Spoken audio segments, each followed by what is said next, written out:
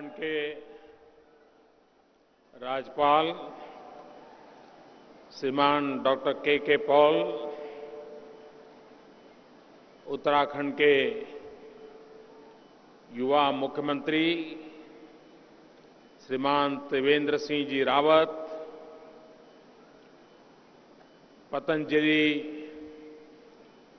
योगपीठ के अध्यक्ष श्रीमान स्वामी रामदेव जी, पतंजलि योगपीठ के महासचिव श्रीमान आचार्य बालकृष्ण जी, पतंजलि योगपीठ के आचार्य प्रद्युम्न जी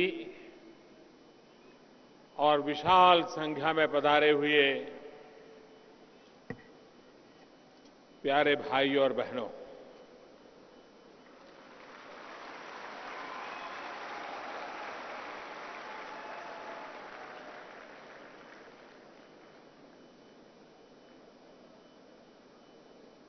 आज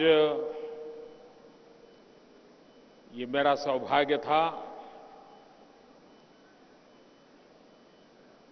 कि केदारनाथ जाकर के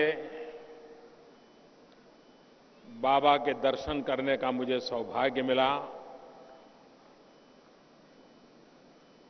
और वहां से आप सबके बीच आने का और आप सबके आशीर्वाद पाने का सौभाग्य मिला।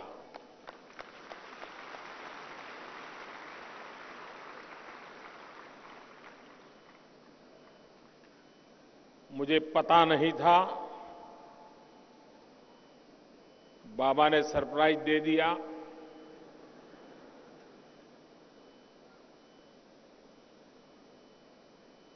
बड़ी भावुकता के साथ मुझे विशेष सम्मान से आभूषित किया, अलंकृत किया।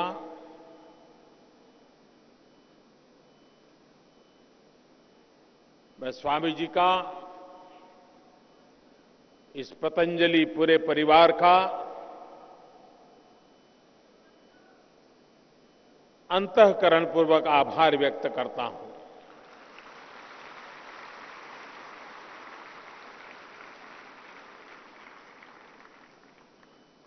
लेकिन जिन लोगों के बीच में मेरा लालन पालन हुआ है, जिन लोगों ने मुझे संस्कारित किया है,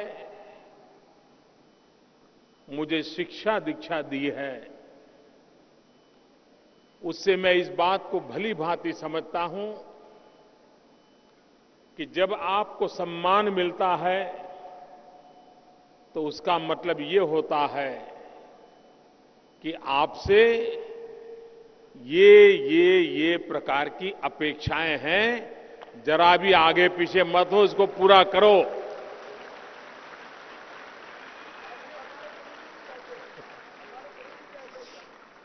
तो एक प्रकार से मेरे सामने मुझे क्या करना चाहिए, कैसे जीना चाहिए, इसका एक डूज एंड डोंट का बड़ा दस्तावेज उस गुरुजी ने रख दिया है। लेकिन सम्मान के साथ साथ आप सबके आशीर्वाद, 125 करोड़ देशवासियों के आशीर्वाद की ताकत पर मेरा पूरा भरोसा है।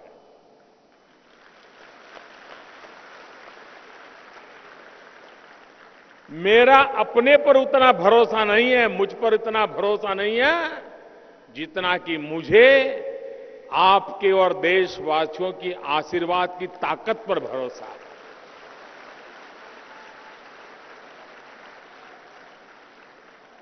और इसलिए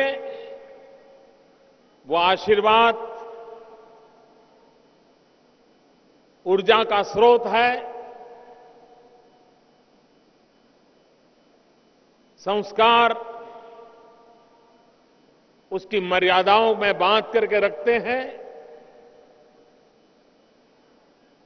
और राष्ट्र के लिए समर्पित जीवन जीने के लिए नित्य नई प्रेरणा मिलती रहती है। मैं आज जब आपके बीच में आया हूं तो आप भी भली भांति अनुभव करते होंगे कि आप ही के परिवार का कोई सदस्य आपके बीच में आया है।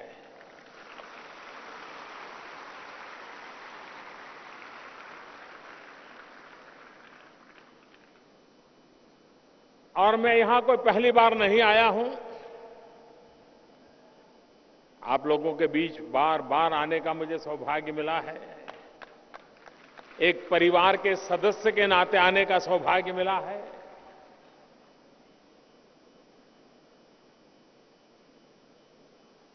और ये भी मेरा सौभाग्य रहा है कि मैंने स्वामी रामदेव जी को किस प्रकार से वो दुनिया के सामने उभर करके आते गए, बहुत निकट से मुझे देखने का सौभाग्य मिला है।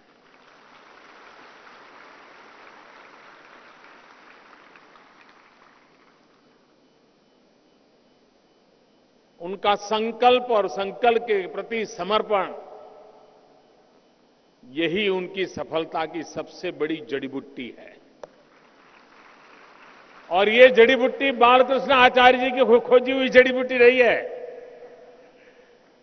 ये स्वामी जी ने खुद ने खोजी हुई जड़ी बूटी है।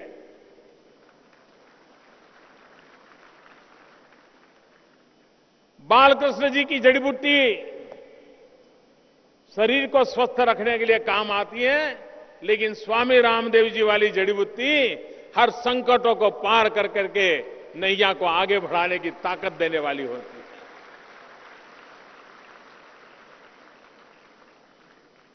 आज मुझे रिसर्च सेंटर के उद्घाटन का सौभाग्य मिला।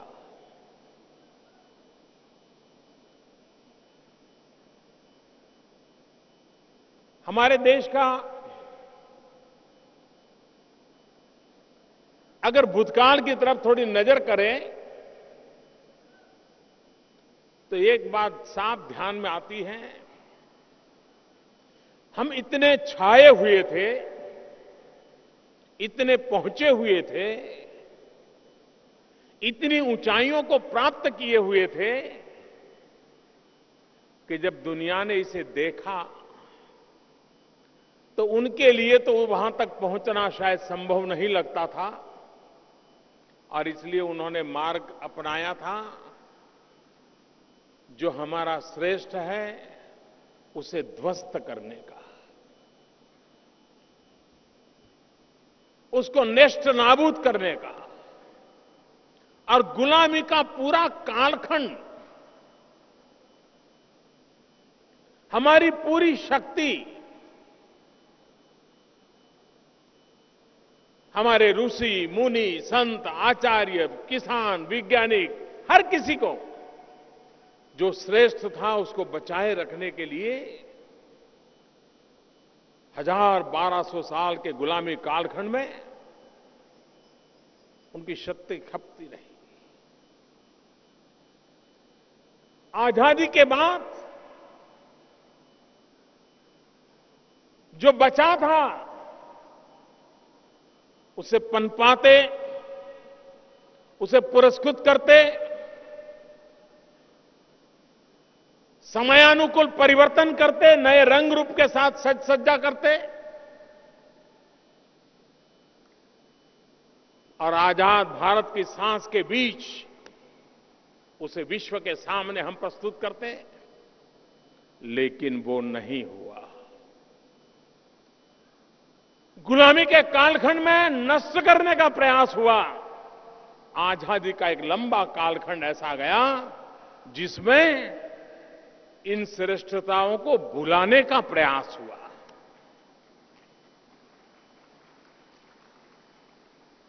दुश्मनों ने नष्ट करने का कोशिश की, उससे तो हम लड़ पाए, निकल पाए, बचा पाए, लेकिन अपनों ने जब भुलाने का प्रयास किया तो हमारी 3-3 पीढ़ियां दुविधा के कालखंड में जिंदगी गुजारती रही। मैं आज बड़े गर्व के साथ कहता हूं, बड़े संतोष के साथ कहता हूं कि अब भुलाने का वक्त नहीं है। जो श्रेष्ठ है उसका गौरव करने का वक्त है, और यही वक्त है जो विश्व में भारत की आन बान शान का परिचय करवाए। लेकिन हम इस बात को न भूलें कि भारत दुनिया में इस ऊंचाई पर कैसे था। वह इसलिए था कि हजारों वर्ष पूर्व हमारे पूर्वजों ने लगातार इनोवेशन में अपनी जिंदगी खपाई थी। नई नई खोज करना, नई नई चीजों को प्राप्त करना और मानव जाति के कल्याण के लिए उसको प्रस्तुत करना, समयानुकूल ढालते रहना। जब से इनोवेशन की, रिसर्च की उदासीनता हमारे भीतर घर कर गई, हम दुनिया के सामने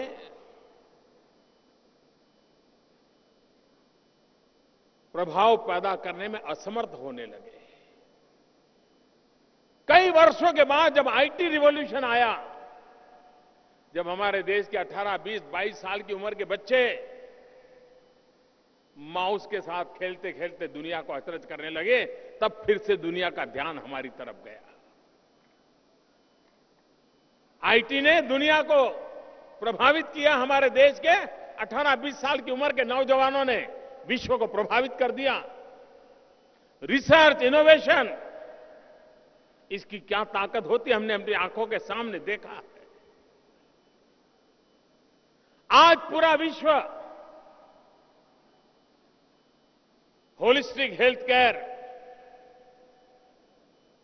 इसके विषय में बड़ा संवेदनशील है, सजग है, लेकिन रास्ता नहीं मिल रहा है। भारत के ऋषि मुनियों की महान परंपरा योग, उस पर विश्व का आकर्षण पैदा हुआ है। वे शांति की तलाश में है। वो बाहर की दुनिया से तंग आके के भीतर की दुनिया को जानना, परखने के लिए प्रयास कर रहे हैं। ऐसे समय हम लोगों का कर्तव्य बन जाता है कि आधुनिक स्वरूप में रिसर्च एंड एनालिसिस के साथ योग एक ऐसा विज्ञान है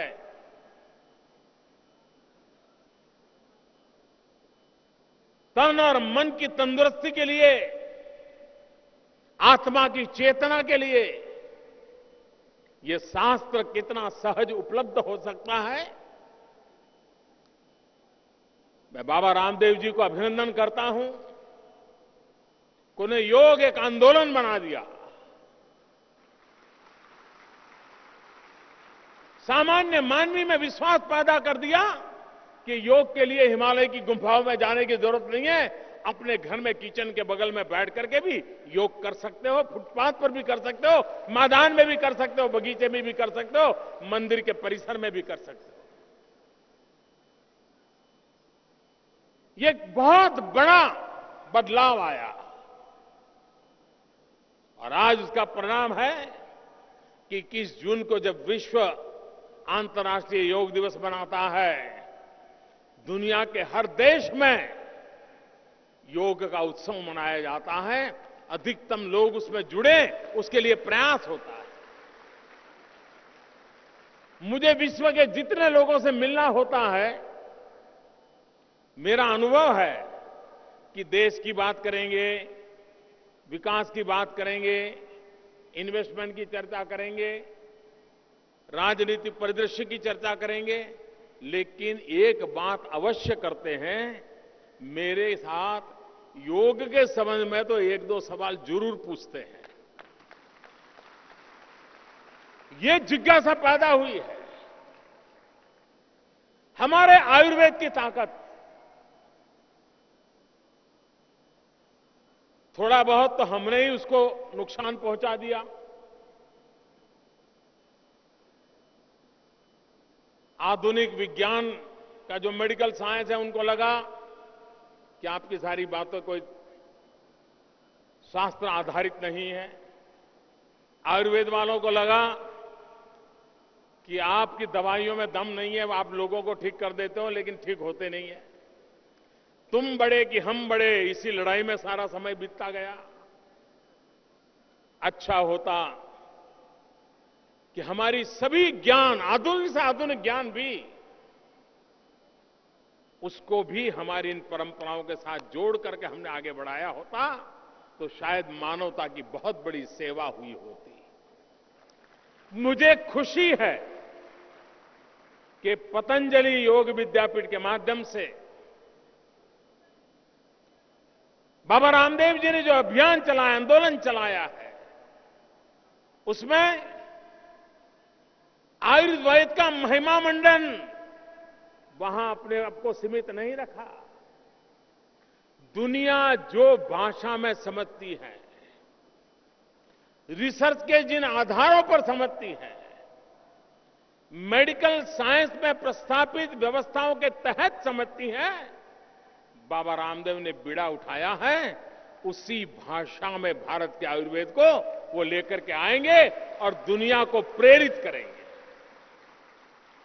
एक प्रकार से ये हिंदुस्तान की सेवा कर रहे हैं। हजारों साल से हमारे ऋषियों मुनियों ने जो तपस्या की है, जो प्राप्त किया है, वो दुनिया को बांटने के लिए निकले हैं, वैज्ञानिक अधिष्ठान पर निकले हुए हैं। और मुझे विश्वास है, और आज मैंने जो रिसर्च सेंटर देखा, कोई भी आधुनिक रिसर्च सेंटर देखिए, बिल्कुल उसकी बराबरी में खड़ा हुआ है मां गंगा के किनारे पर यह काम। और इसलिए मैं बाबा को हृदय से बहुत बहुत अभिनंदन करता हूं। भारत सरकार, जब अटल जी की सरकार थी देश में, तब हमारे देश में एक हेल्थ पॉलिसी आई थी। इतने सालों के बाद जब हमारी सरकार बनी तो फिर से हम देश के लिए एक हेल्थ पॉलिसी लेकर के आए हैं, होलिस्टिक हेल्थ केयर का व्यू लेकर के आए हैं। और अब दुनिया सिर्फ हेल्दी रहना चाहती है, ऐसा नहीं है। बीमारी न हो वहां तक अटकना नहीं चाहती है। अब लोगों को वेलनेस चाहिए और इसलिए सॉल्यूशन भी होलिस्टिक देने पड़ेंगे। प्रिवेंटिव हेल्थ केयर पर बल देना पड़ेगा। और प्रिवेंटिव हेल्थ केयर का उत्तम से उत्तम रास्ता जो है और सस्ते से सस्ता रास्ता है, वो है स्वच्छता। और स्वच्छता में कौन क्या करता है वो बात में छोड़े, हम तय करें। 125 करोड़ देशवासी तय करें कि मैं गंदगी नहीं करूंगा।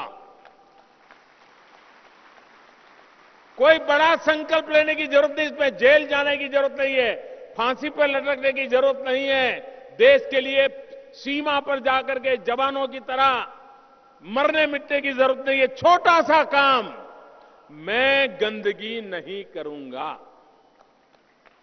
आपको कल्पना है, एक डॉक्टर जितनी जिंदगी बचा लेता है, उससे ज्यादा बच्चों की जिंदगी आप गंदगी न करके बचा सकते हैं। आप एक गरीब को दान पुण्य देकर के जितना पुण्य कमाते हो, गंदगी न करके एक गरीब जब स्वस्थ रहता है तो आपका दान रुपयों में देते हैं, उससे भी ज्यादा मूल्यवान हो जाता है।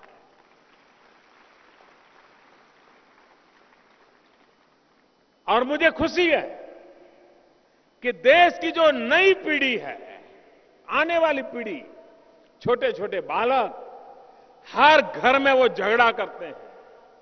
अगर परिवार के वृद्ध व्यक्ति ने, बुजुर्ग ने कोई एक अगर छोटी सी चीज फेंक दी कार में जा रहे हैं, अगर पानी का बोतल बाहर फेंक दिया तो बेटा कार रुकवाता है, छोटा पोता 5 साल का कार रुकवाता है, ठहरो, मोदी दादा ने मना किया है, ये बोतल वापस ले आओ। ये माहौल बन रहा है जी। छोटे छोटे बालक भी मेरे इस स्वच्छता आंदोलन के सिपाही बन गए हैं। और इसलिए प्रिवेंटिव हेल्थ केयर, इसको हम जितना बल देंगे, हम हमारे देश के गरीबों की सबसे ज्यादा सेवा करेंगे। गंदगी कोई नहीं करता है, गंदगी हम करते हैं और हम ही फिर गंदगी पर भाषण देते हैं। अगर एक बार हम देशवासी गंदगी न करने का फैसला कर ले, इस देश से बीमारी को निकालने में, तंदुरुस्ती को लाने के लिए हमें कोई सफलता पाने में रुकावटें नहीं आएगी।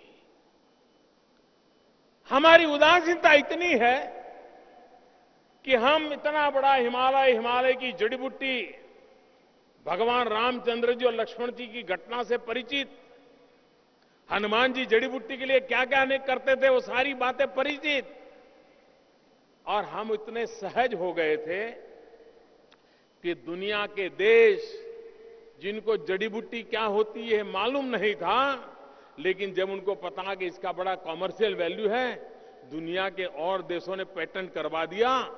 हल्दी का पेमेंट भी कोई और देश करवा देता है, इमली का पेटेंट भी कोई और देश करवा देता है।